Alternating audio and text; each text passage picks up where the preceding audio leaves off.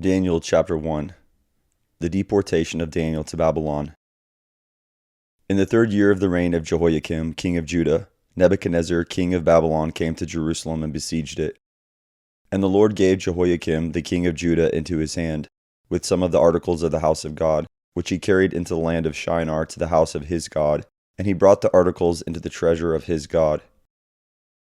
Then the king instructed Ashpenaz, the master of his eunuchs, to bring some of the children of Israel, and some of the king's descendants, and some of the nobles, young men in whom there was no blemish, but good-looking, gifted in all wisdom, possessing knowledge and quick to understand, who had ability to serve in the king's palace, and whom they might teach the language and literature of the Chaldeans.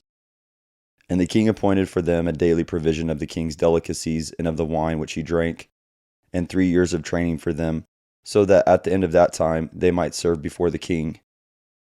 Now from among those of the sons of Judah were Daniel, Hananiah, Mishael, and Azariah. And to them the chief of the eunuchs gave names.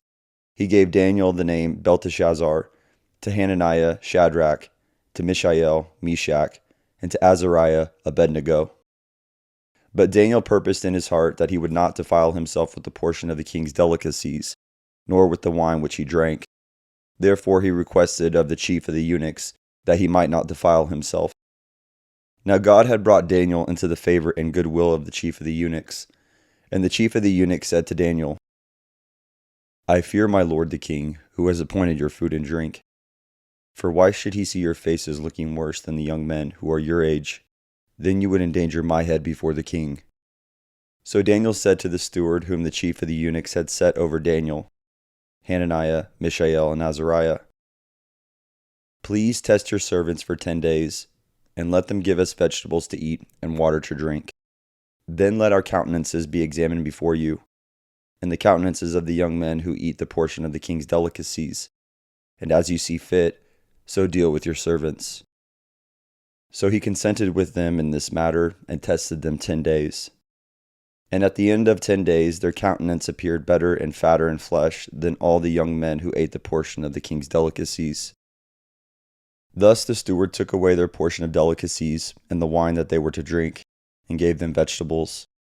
As for these 4 young men, God gave them knowledge and skill in all literature and wisdom. And Daniel had understanding in all visions and dreams.